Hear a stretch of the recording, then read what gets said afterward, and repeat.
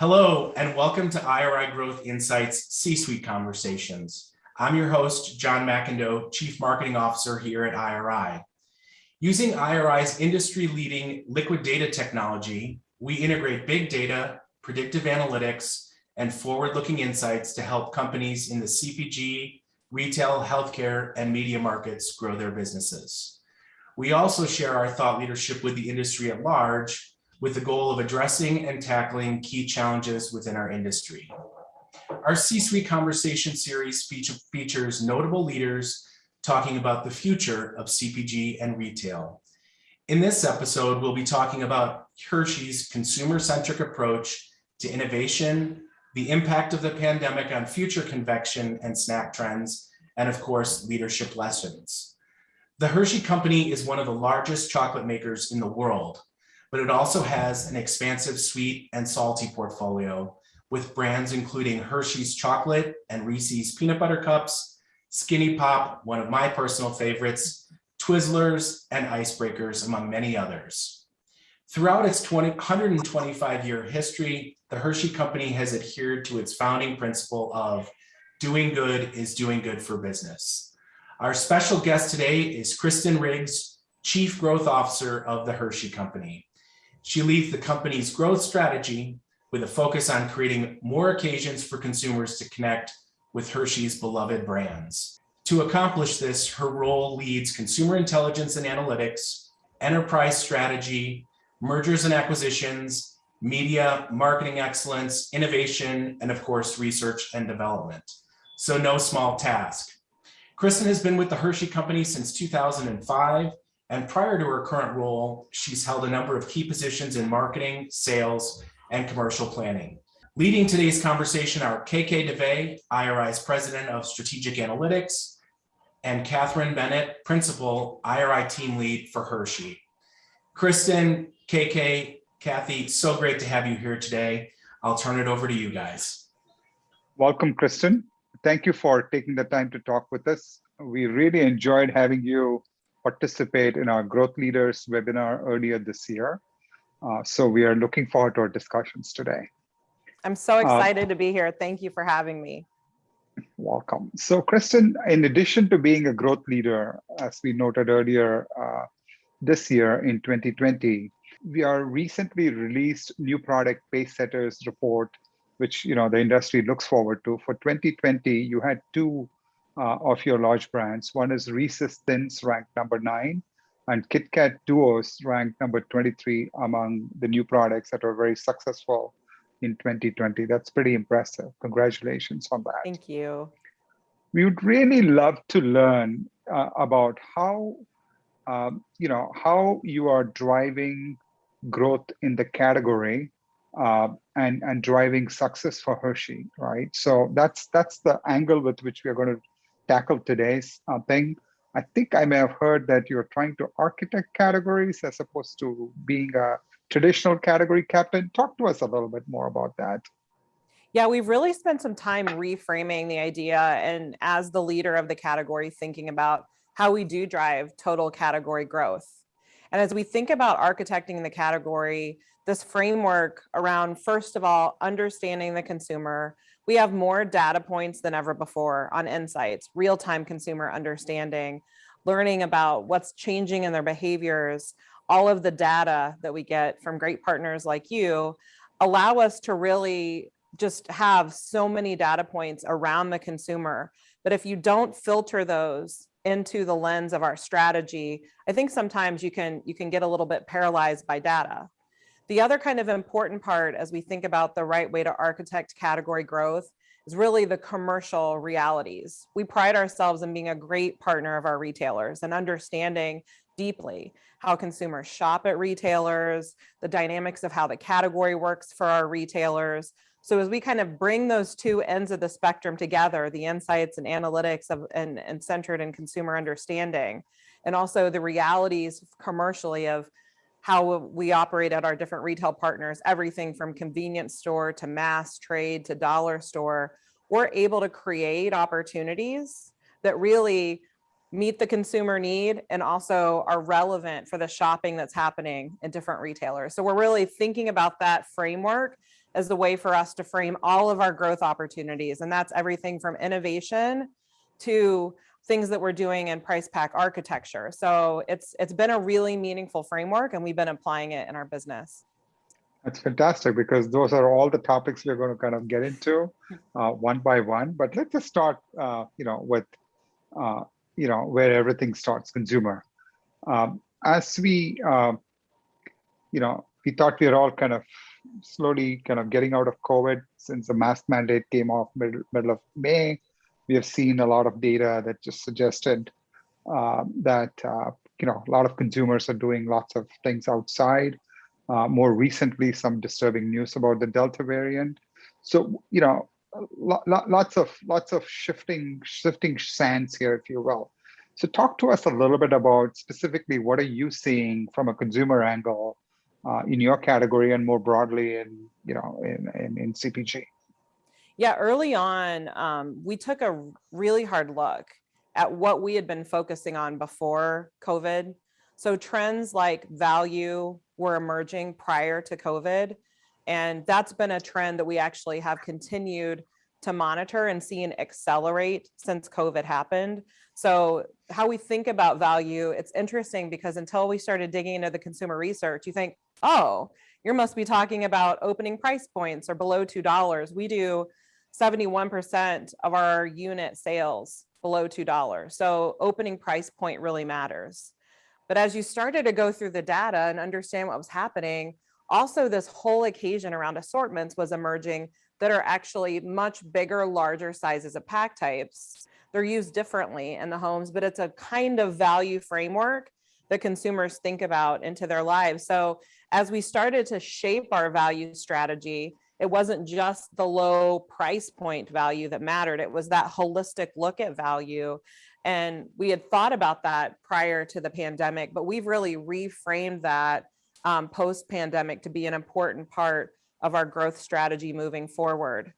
Another trend that was really happening that accelerated, that has had so much discussion, and it deserves it because it's changing the landscape, is digital and digital shopping, and how we're thinking about partnering in an omnichannel environment with our retailers.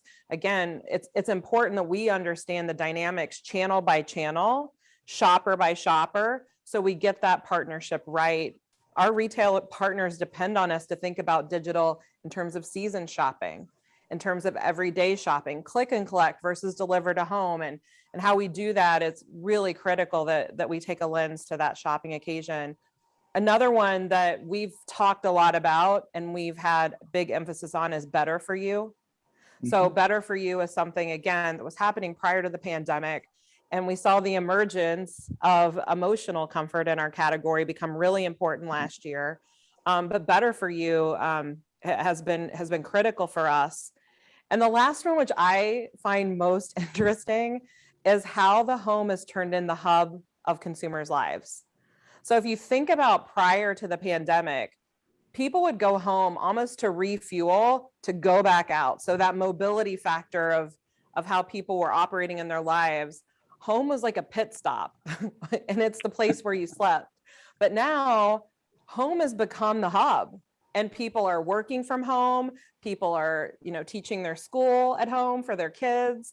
People are thinking about neighborhood parties in the home versus maybe going out and doing a bunch of things. So reframing the home for us brought so many interesting opportunities, and our category has so many different ways to play in the home that we've really just found it to be a treasure trove of innovation and occasions and opportunities as the more we learn from consumers about it. So that's been one to me that, will have some level of stickiness. We do believe that work from home, again, I don't have a crystal ball to predict everything that's going to happen, but we do know that from even our own employees that there's a desire for more flexibility. So working from home changes how you eat during your day, and it certainly changes our role in the category at Hershey. So those have been the 4 trends we probably spent the most time looking at. Some of them are more accelerators and some of them are new and emerging.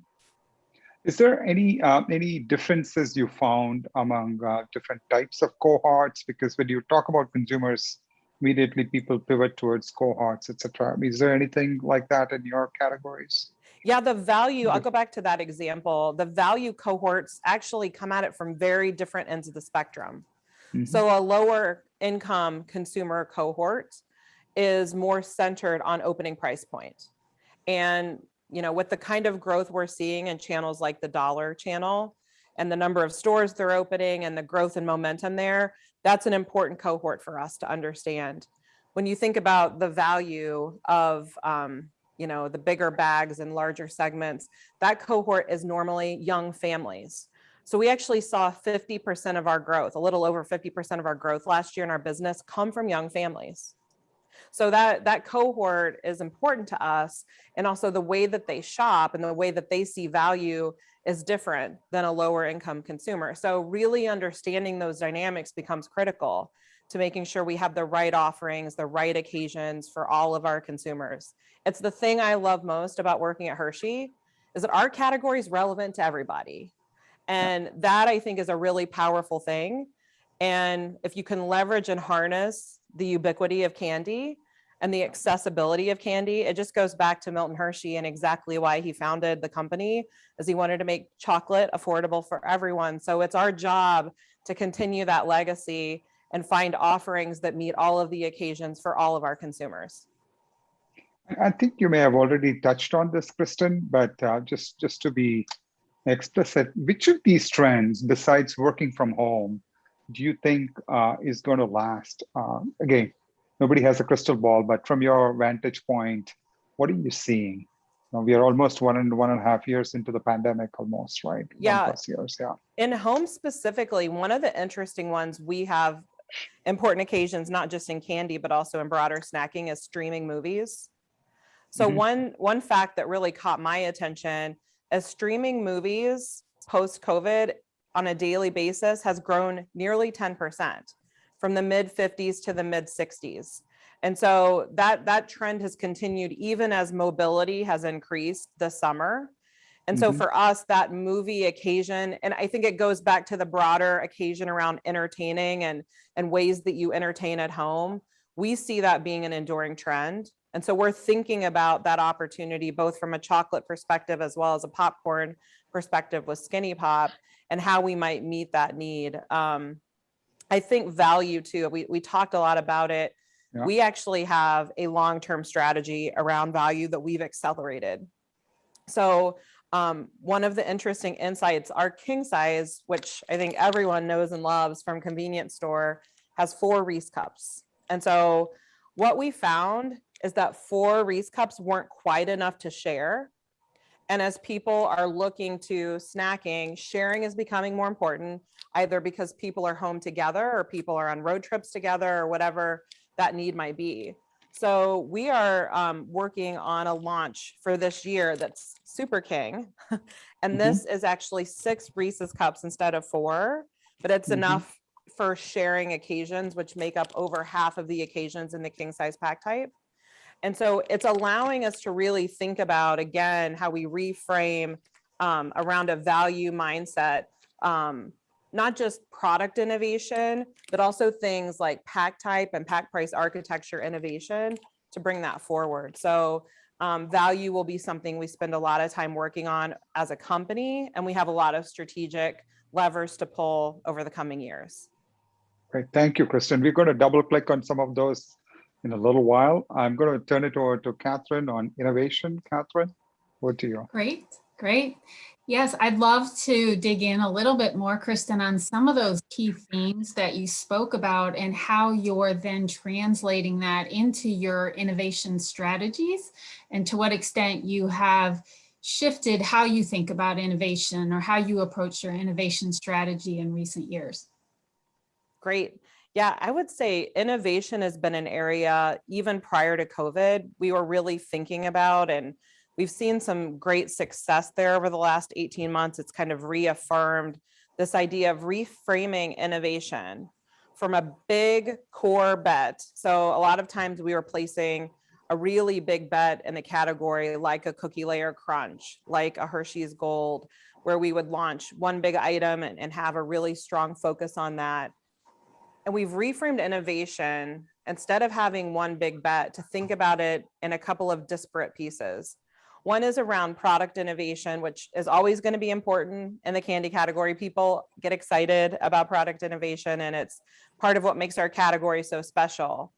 But we're also seeing other opportunities beyond typical product. We talked a little bit about price pack architecture being a form of innovation for us. And it's really centered back on the consumer and new occasions and or renovating pack types that have been around for decades, like packaged candy, which we did 4 years ago, and reframing it into the way it's being used today. We changed the lay down bag to a stand-up bag and saw significant growth in the category and for our business. So being able to reframe the occasion from the consumer perspective and then change the pack type around that has been a really interesting part of innovation, thinking innovatively about that. And then lastly, we actually have developed a team called the Strategic Growth Platform team. They're working on both product and non-product innovation. They're thinking about some of those key consumer cohorts we've talked about, the value consumer cohort, and then also young families as a consumer cohort. And they're also thinking about some of those emerging occasions like a movie night. So it gives us a lot of diversified ways to think about applying innovation. And we're actually seeing that balanced approach come across as much more sustainable. And we've also been able to accelerate our growth through innovation using that approach. Great. Now, you mentioned earlier how COVID and the pandemic have created some shifts in the home and the occasions where your products might fit. Are there some new occasions that you have identified specific to some of what of the shifting that has opened up new product opportunities for you? Yeah, we talked a little bit about the movie occasion, so I won't revisit it. That's been one. We actually sent kits into consumers' houses back in April, full of our candy products and all of our different pack types, as well as Skinny Pop and other snacking occasions, to learn about what was happening at movie night and how, the traditions and rituals that were being developed. So we did, kind of use some of that opportunity to just hear and co-create with consumers how to think about movie night. Another one that has just like totally captivated me is we have large bars in our category called XL bars and giant bars. The giant bars have 25 distinct Hershey squares that can be broken off. When we talk to consumers about it, our sales have been up significantly, 40-50% post-pandemic in this pack type. And originally, obviously, because it's a low price point, opening price point, it plays a role in the value need. We also found that there was a really compelling emotional need with the pack type. So moms told us that they loved bringing out that giant bar because the kids couldn't take a piece of candy and just go to their room and like go spend time on their phone. They actually connected around the table, breaking off those individual squares of chocolate. And so we found out from some moms, they actually intentionally were buying this as a way to create a family connection moment. And I thought that was such a cool way to think about how the products can bring people together. And by reframing and understanding that from a consumer perspective, it allowed us to think about how to renovate that product differently. So we have a product launch next year that renovates that, really not just taking into account the momentum and the importance of opening price point and that occasion with our, important consumers in our business, but also the emotional needs that consumers have and why they're using that product and how to make that even an enhanced experience for consumers in their homes. That's an excellent example of how you've applied insight to really look for growth opportunity. That's really interesting. One of the areas you mentioned is a passion of yours is the Better For You space. Tell us a little bit about what you've been doing there in innovation of late. Yeah, Better For You space for us really started with setting the strategy. And it was really important for us to lay out what we wanted to do in the space and the category. The really compelling fact for me is that today's 6% of sales in the CMG category come from Better For You. When you look broadly into other categories like potato chips or ice cream or other groups, they're in the 30s. And so for candy, it was really important, I think, for us to accelerate growth. We also saw that outside of the category, mainstream brands played a really important role. And in fact, they made up more than half of the growth in all of these other categories. And since we have some terrific mainstream brands in confection, it's really important for us to then lead the way. The first thing we are thinking about is innovation on those core mainstream brands. And we have a focus on sugar reduction as the most important place to focus, because it's the one thing that every consumer cohort shares in common. We have identified 7 different consumer cohorts in better for you space, and they all have some unique needs as well that we're thinking about, how we innovate around. But sugar reduction will be the center point of our focus. The second thing is, from a research and development perspective, a lot of the big breakthroughs have come in other categories from research and development. So we announced a partnership with Bonumos. I guess it's been several months now, but not quite a year ago, where we talked about the importance of understanding and partnering around their sugar technologies. And also ASR is a partner with us in this opportunity to think about sugar reduction and some of the alternatives, natural sugar reduction alternatives that exist. So we're working closely with partnerships, both in that space as well as with other brands. And lastly, M&A is an important part of our strategy in this space. And so as we think about 6% versus 30%, we see huge opportunity. Our 10 billion, or our 10-year growth target is $1 billion plus in this space. So we're really excited about it. We're really excited with some of the early success we're seeing this year in the space. And I think that continuing to have that focus on what matters most to consumers on sugar reduction is really important. Yes, and I wanted to congratulate you on your recent acquisition of Lillys. That just sounds like the perfect fit for you based on the strategies that you were outlining. So I hope that integration goes really well for you and continues to help you build that part of the business. Yeah, thank you. We are so excited about Lillys, and we think the complementary nature of having Lillys with our mainstream portfolio is like the perfect combination. And Lillys is centered in a sugar reduction benefit, which we know is important to consumers and plays a little bit more in a different consumer group, a little more premium price point. And so it's a great complement to our mainstream strategy. And, holistically, I just balance, I've said a couple times today, I think that's so important to understand the balance of mainstream and premium. It's also important to understand the role better for you plays in the balance of indulgent occasions within the broader category. So all of those things matter. And I don't think we're taking a hard left with our better for you strategy, but we are thinking about it as a new consumer group, an emerging occasion for growth. And I think Lillys will be a fantastic brand for us to leverage in this space. That's great. Kristen, picking up on the theme of seasons, last year was an extraordinary year, and you kind of do a lot of business during various seasons. I think every 2 months you have a season. How did you and you guys did great. So congratulations on that. And how do you, before I talk about, how you planning for the upcoming seasons, what is the key concept or key strategies of success that kind of helped you during this past year? Yeah, I think with seasons, if you think about kind of the moment that Halloween was coming and the year of COVID and really the decision points, we had to make decisions right away, very early on during COVID, around how we thought seasons would play out, not knowing if people would trick or treat or not trick or treat, not knowing about some of those occasions. And what we learned very quickly is the emotional connection to seasons is absolutely undeniable. And people found new ways to celebrate seasons. They also continue to celebrate seasons. One of my favorite stories is we were talking to consumers about Halloween, and they were talking to us about already starting to decorate their houses for Christmas. And I was like, what? Like, there in our house where I grew up, it was like the tradition the day after Thanksgiving, which I thought was always early. We would start to get some of our holiday decorations out and start thinking about that. But last year, people actually found joy in some of those early celebrations, and we saw it show up in Halloween with some of the costumes and different events happening in the home throughout the month of October. We saw it happening in holiday with people putting up Christmas trees in October and November.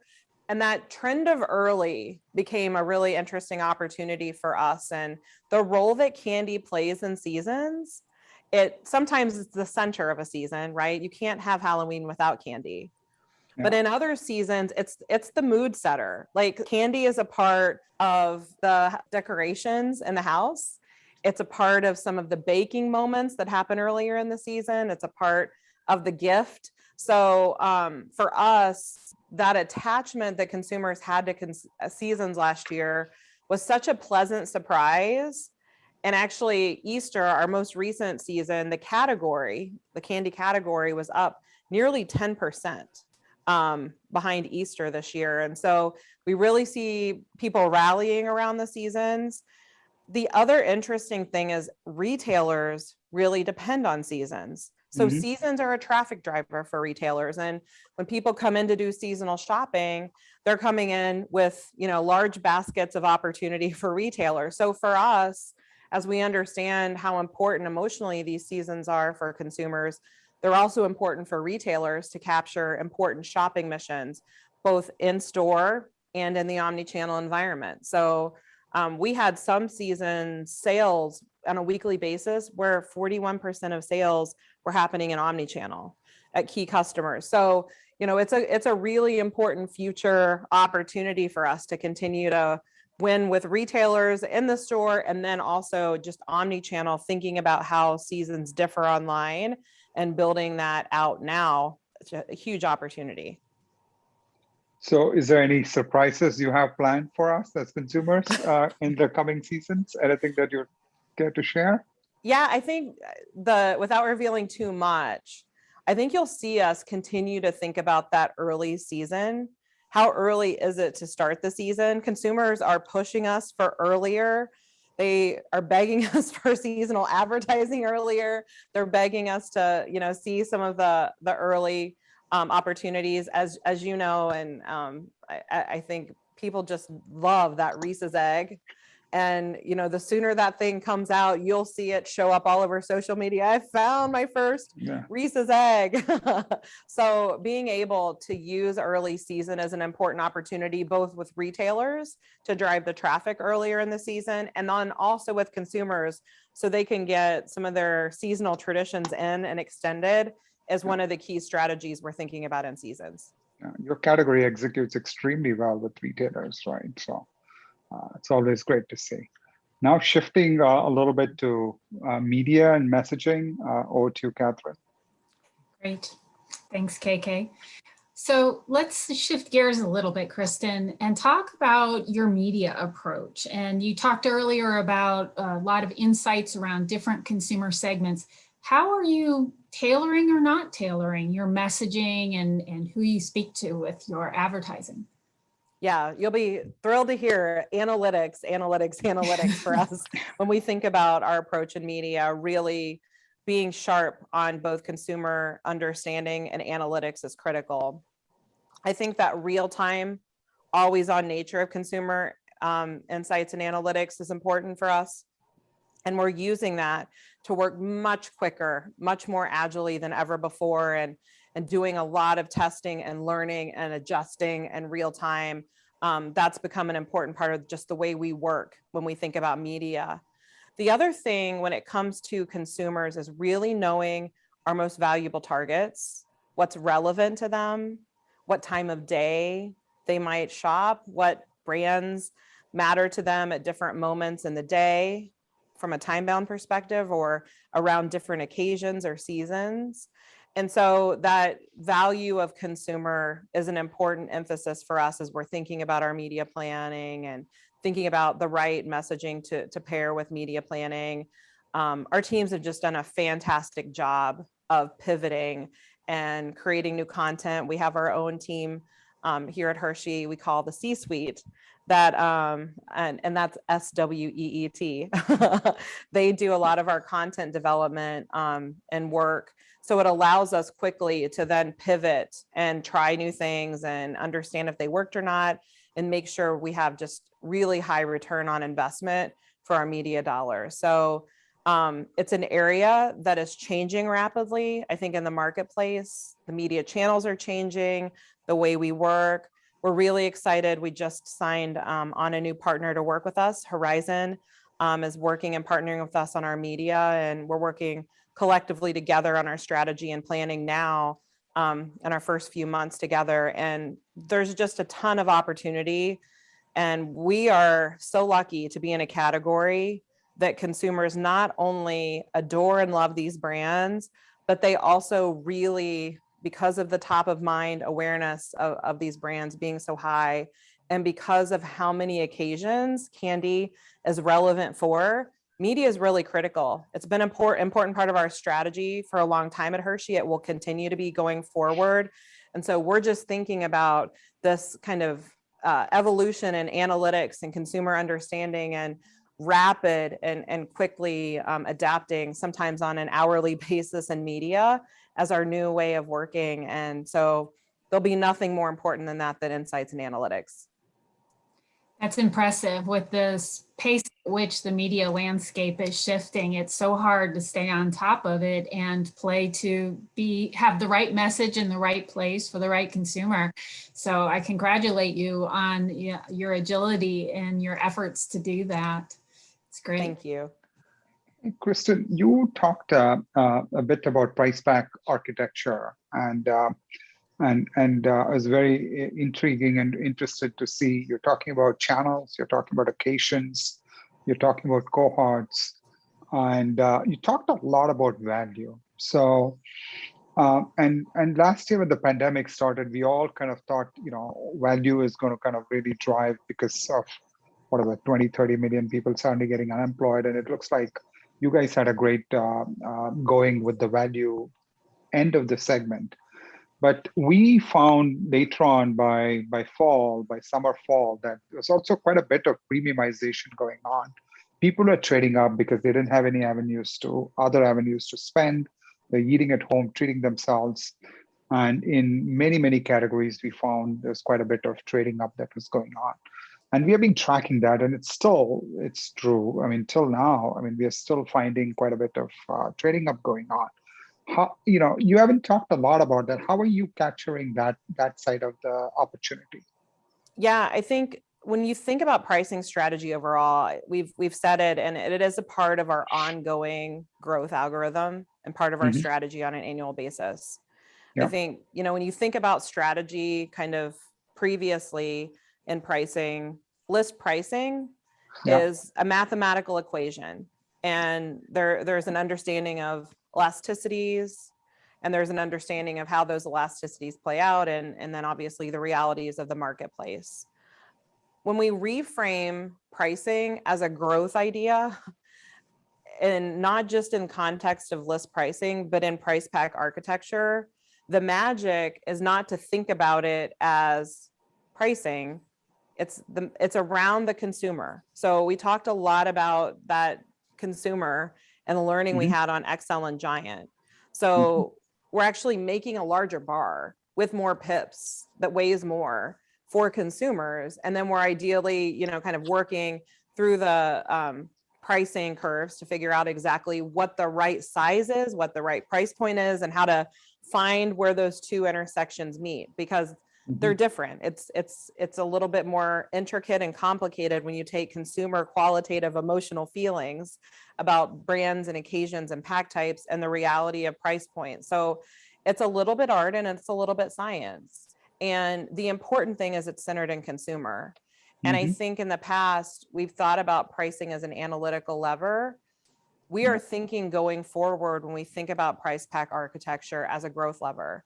And if you think about occasions and pack types that are several $100 million of business, sometimes some of our pack types are $1 billion of business, and you first start with the consumer and talk to the consumer about how they're using the product, talk to the consumer about the occasions and understanding what occasions are emerging. We talked about the home.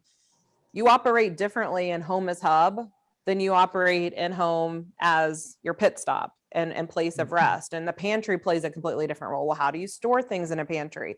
That becomes very important to the person who's the pantry CEO, who manages all those snacks and the 35 options that you've got to be ready for during the day. And so we really have pivoted, and it makes it more complicated.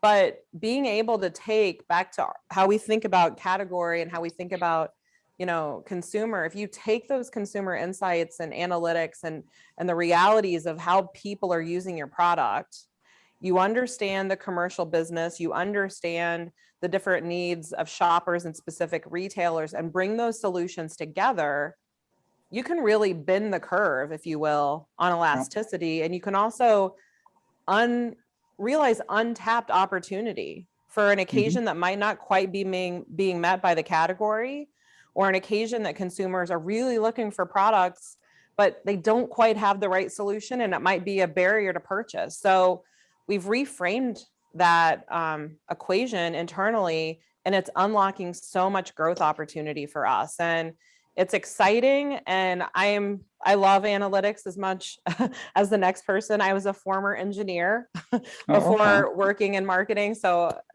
I'm a girl who loves analytics, but I also just am completely engrossed in understanding, and my team is, and understanding what are consumers thinking and how are they using the product and where we might have opportunities for growth. So we're seeing that strategy really fuel so many ideas internally. It's inspiring, it's exciting, it gets the teams fired up.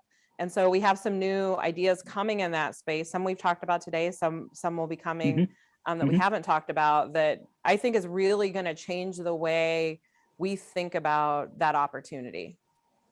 Fascinating. You need to be strategic about your analytics, which is really what you're saying, to drive growth.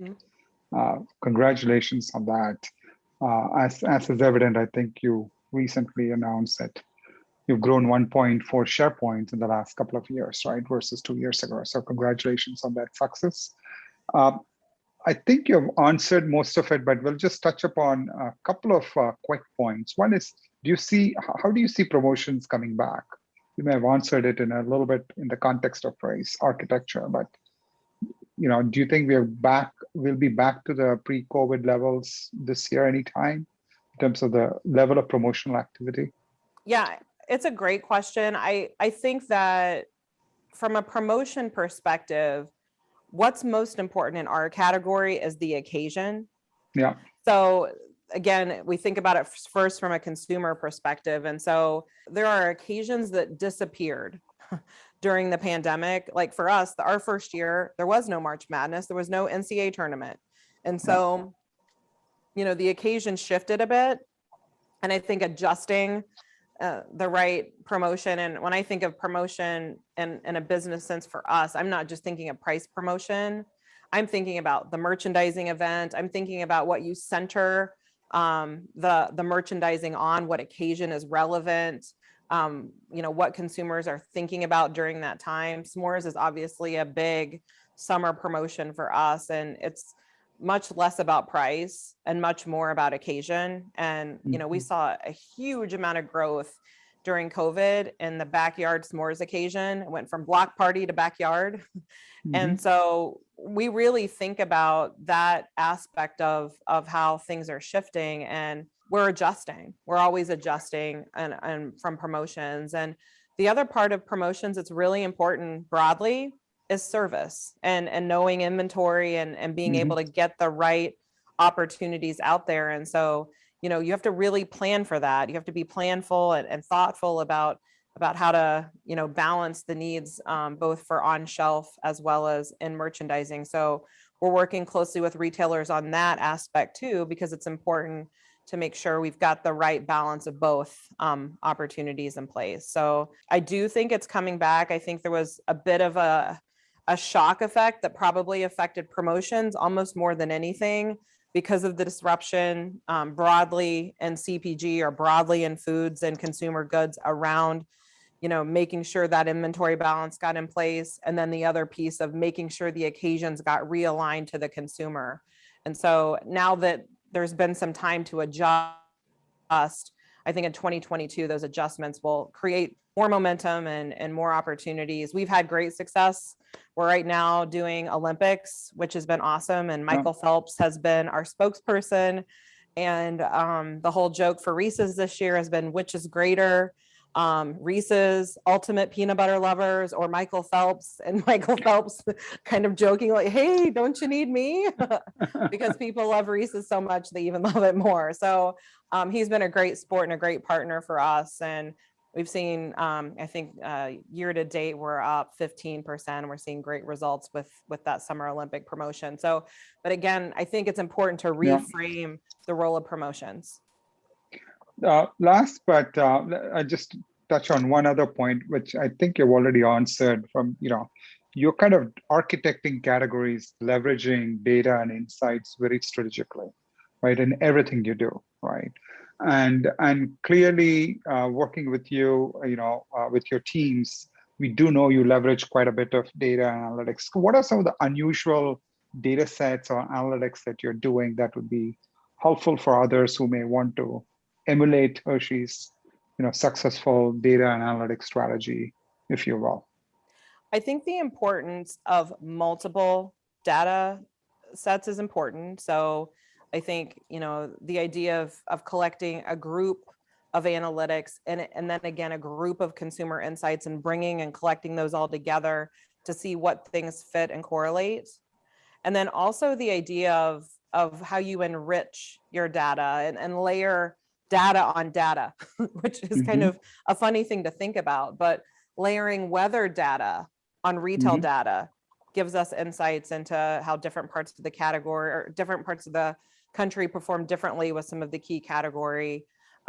Layering COVID trends and COVID case counts on top of retail sales and data on top of panel information become important for us in setting the right ongoing strategy. We have retail sales teams that are in the market every single day. So every single day we have an opportunity to reprioritize their time based on what's happening and what we're seeing and where the opportunities sit. So we've really taken that real-time approach, and I'll call it data on data and enriching the data with the right, kind of disruptive out of the box corollaries and trends, and bringing that all together has been a powerful tool for us. Kathryn, final question. I have one last question for you, Kristen, which is, as you think about the last 18 months, it's been a wild ride, right? Get through the pandemic. And you took on this role not long before we headed into the pandemic. So what leadership lessons have you learned over the last 18 months, or perhaps lessons that you knew, but they really came into play during the last 18 months? Would love to hear about that. Yeah, I think the thing that was very quickly important is how important it was to take care of our employees. And, one of our employees last summer said, we don't know if we can trust the news that's in the media. We don't know and understand, and sometimes they're confused by what the government is saying. But we really trust you. And so can you help us process things that are happening in the world around us, like the murder of George Floyd, like what's happening in flexibility, like what's happening in mental health with our employees. And so as a leader, when you hear one of your team members ask for that, it completely changes the game. And certainly we still have business results to deliver, but there's a higher purpose and calling and leadership around really caring for your employees on another level. And I think over the last year and a half, there's been this peeling back of maybe a layer that used to exist between leadership and employees, manager and employee, between coworkers and peers, that allow us to really connect on such a deeper level. And the responsibility as a leader to know and understand employees in that way, to really make sure that you know how they're feeling, that you're checking in on their mental health in a time where everything in the world is being disrupted, the lives of their children, their families. Some people are are caretakers for sick people. Some people are going through personal things. There's financial things to think about. All of these things are real and they're part of us as people. And when we think about how to care for our employees and help support them in those situations, and then also do business together in a really team and collaborative way, which is very different, how we've worked over the last 18 months, but keep all of those things that make the culture and support and care and trusting environment all sacred and safe, we can actually unleash fantastic results. At Hershey, we are tremendously proud of the results we've had as a company, the growth that has accelerated. We just finished our second quarter earnings announcement. We had a 16.5% growth quarter. As proud as I am of that number, I'm prouder of how we've taken care of our employees and how we've brought the best of ourselves to work. And I have a different viewpoint today than I did 18 months ago about what is important in leadership and what makes me a great leader. And those things have always mattered to me, but the responsibility of how important they are for our organization has never been more clear. And so I'm really grateful for that learning and excited about working in this new way of really knowing each other deeply and then still producing fantastic results and spending time on the care of employees. That's great. That's really wonderful to hear and so important. So it's really great that you were able to leverage that throughout this last 18 months. Thank you. Thank you, Kristen, KK, and Kathryn. Fascinating conversation, really incredibly interesting to learn. Certainly some tremendous leadership lessons I think we can all take cues from. Before we close out, I thought I'd just recap of some of the key themes that I heard from all of you today. Kristen, you talked about Hershey's role in driving total category growth, understanding consumers in fundamentally new ways, leveraging more data than ever before, and actually kind of layering data on data, as well as technology and analytics, and essentially re-architecting what it means to be a category leader. I thought that was really interesting perspective. You certainly talked about the pandemic and how Hershey took a hard look at the value equations and consumer engagements, including pricing, assortment, your media plans and messaging, and your consumer frameworks and what you're delivering to consumers as they were rapidly evolving, creating occasions for all consumers across all price points. You talked a little bit about digital and omni and partnering with your retailers to come up with creative, contemporary, and relevant strategies and programs that you had previously not developed before. Things like Better For You. And you also, I think, talked quite a bit about, which I thought was fascinating, how the home has really become the hub for consumers, requiring you to really reframe innovation and marketing strategies, such as the work you did behind your XL size bars, the ritual of bringing them out and breaking off a piece after dinner, and how moms really embrace that new ritual and that new occasion. And so that was certainly very interesting. And I think a takeaway that many will kind of put back in their head to say, how can we be rethinking some of these occasions in non-traditional ways? You also talked about embracing enduring trends and occasions, leveraging the art and the science from the consumer insights to identify and kind of support evolving occasions or long-term, more enduring emerging occasions, such as streaming movies at home, and retooling your approaches to value pack sizes and types.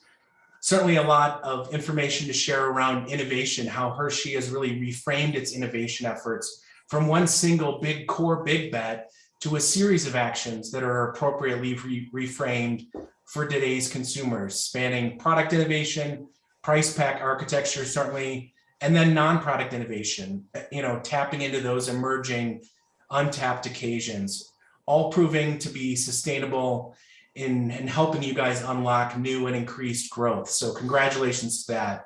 You talked a little bit about some of the partnerships that you had developed around Better For You and sugar reductions, as well as M&A activity, such as bringing Lillys into the Hershey family. So congrats on that.